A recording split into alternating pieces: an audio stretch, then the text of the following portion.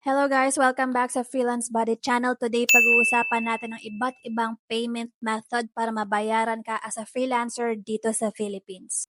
So before tayo mag-start, ako nga pala si Louie, 7 plus years na ako sa freelancing, and ang mission ko ngayon is matulungan kayong mga newbies para ma-accelerate ang freelancing journey nyo. So please make sure to like, comment, and subscribe to support my channel. Marami kayong matutunan sa channel ko. Let's start. So number 1 is yung PayPal. So guys, ang PayPal is super common. Maganda ang PayPal, pero ang major con niya talaga is ang laki ng fees. Kasi ang fees niya is 4.5% ng binayad sa'yo. Actually, kung isipin mo, let's say, i-compare mo siya sa Upwork, is parang okay na rin yung 4.5%.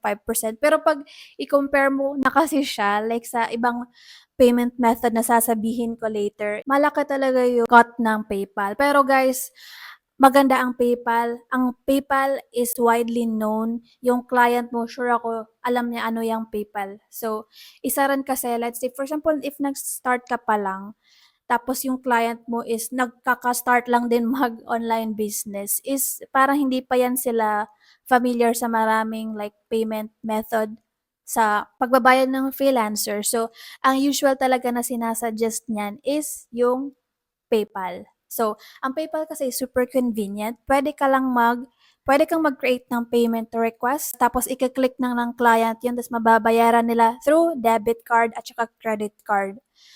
So, yun. Tapos sobrang dali lang. Tapos kung hindi naman payment request, pwede ka actually mag-create ng parang checkout link mo. Let's say, yung charge mo, meron kang mga fixed charge. Let's say, meron kang fixed na 500 like package, $500 monthly package. Pwede mong iset yun sa Upwork, $500 monthly package. Tapos yung link na yun, pwede mo nang send sa mga iba't ibang client mo at mag-work yung client na yung link na yun. So, super convenient sa'yo, super convenient din sa client kasi parang meron na silang checkout link na pwede lang nilang, madali lang sa kanila ang magbayad. So, sobrang dali lang din gumawa ng account sa PayPal, sobrang dali lang din mag-add ng cards.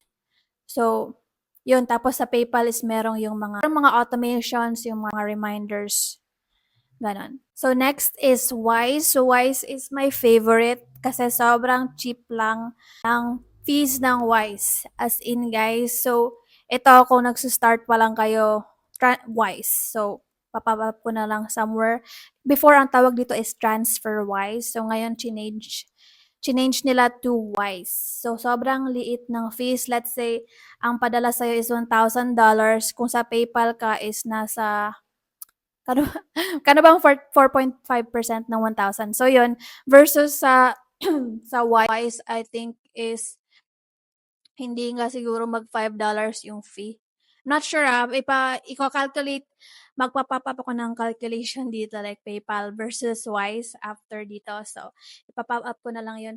Ang isang con ng Wise is marami pang client na hindi kilala yung Wise.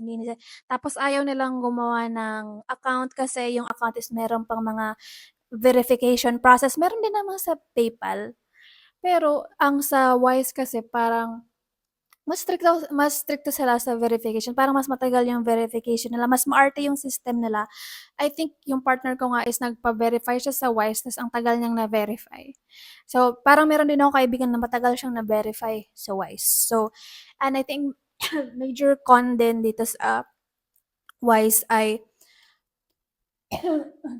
hindi hindi sila tumatanggap ng credit card.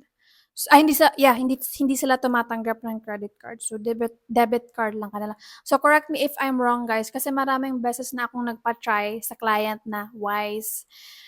Pero ayaw nila kasi meron silang like business credit card. So, yun usually yung ginagamit nila. Isa ring reason yun.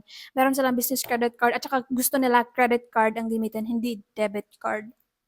So, isa rin na possible issue yon sa Wise. So, if newbie ka, try mo itong mga isasuggest ko lahat. Tapos, beware lang sa mga pros and cons na sasabihin ko. So, next is Payoneer. Ang Payoneer is super cheap din ng fees actually. Kaso, nagka-bad experience kasi ako sa Payoneer. Then after nun is ayoko na talaga siyang gamitin. Basta yung customer service nila is hindi talaga maganda. Like, 'Pag okey lang ang Payoneer lalo na 'pag walang issue kasi sobrang liit lang din ng fees. Pero if nagka-issue yung account mo, good luck na lang. Ewan ko if gano'n pa rin ngayon, pero nung naka-try ako pero many years ago na 'to ha. Pero ang daming bad review nun. So, sinearch ko rin kasi yung reviews about sa Payoneer, ang dami lang bad review. Maybe sa time na yun ang pangit talaga ng customer service team nila. So, yun na yung nangyayari, ang pangit ng customer service. Kung gusto kayong may ipa-resolve, may na-hold or may na something sa pera mo, good luck. Pero ngayon baka iba na, so I don't know. So, next guys is meron lang ding bank transfer. Ito yung I'm not sure sa actual like amount, iche-check ko na lang kasi yung bank transfer is super cheap lang din. Major con lang is matagal mong ma-receive yung money mo. So hindi super tagal, I think like 3 days max. 3 days max. 2 to 3 days, 2 to 3 business days. So yun, pero parang wala halos fees. So walang halos fees. Sa PayPal is yung standard nila is 2 to 4 days, 2 to 4 business days yung transfer. Kung gusto mo ng instant, magbabayad ka ulit ng 1%. Sa Wise, ang Wise is may pagka-instant din. May pagka-instant din. Ang Payoneer is I think parang almost may pagka-real time din ata yung pag-transfer nila, hindi ako sure. Ipa-pop up ko na lang dito somewhere. Sa Payoneer, di ko na maalala. Sa bank transfer is meron lang like I think 2 to 3 days, which is okay naman kasi if di mo naman talaga urgently need yung money, makaka-save ka talaga sa fees kung bank transfer yung gamitin mo. Puwedeng-puwede 'to na option sa client as, I think tinatawag lang 'tong telegraph transfer abroad. So, yun halos ito yata yung pinaka-cheap sa lahat ng options. Pinaka-recommended ko dito is yung Wise at saka bank transfer, okay naman talaga sila kasi like sa bank transfer ang ganda rin ng rate, sa Wise ang ganda ng rate. So, sa PayPal kasi parang aside sa malaki yung fees, nakalimutan ko i-mention, yung exchange rate din is, hindi siya masyadong competitive, pero okay lang naman, okay lang naman.